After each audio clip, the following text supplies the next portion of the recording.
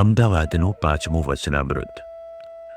અને વળી કુબેરસિંહે પ્રશ્ન પૂછ્યો છે, હે મહારાજ, ભગવાનને જાણવાવાળા જે ભગવાનના ભક્ત સત્સંગી, તેને શું શું તજવું ને શું શું ગ્રહણ કરવું તે કહો. પછી શ્રીજી મહારાજ એમ બોલ્યા છે, આ લૌકિક આશા જે છે તેનો ત્યાગ કરવો ને ભગવાનની તરફની આશાનું ગ્રહણ કરવું.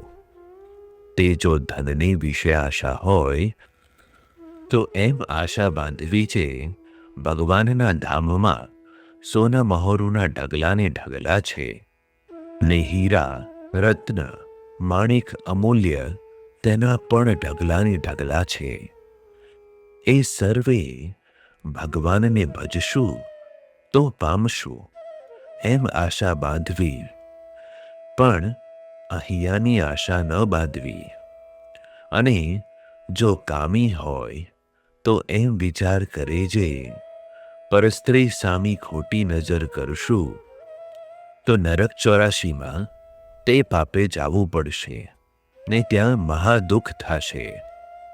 ને વિષય તો કૂતરા ગધેડા પણ ભોગવે છે, અને મુને તો પ્રગટ પુરુષોત્તમ મળ્યા છે. તે કુરાજી થશે તો મોટી ખોટ આવશે. એમ જાણીને કામ વાસનાનો ત્યાગ કરવો અને ભગવાન સંબંધી સુખનું ગ્રહણ કરવું, ને દેહના સંબંધીમાં પ્રીતિ હોય તેનો ત્યાગ કરવો, ને ભગવાન ને ભગવાનના દાસ જે સંત તે સંગાથે પ્રીતિ કરવી, એ ગ્રહણ કરવું.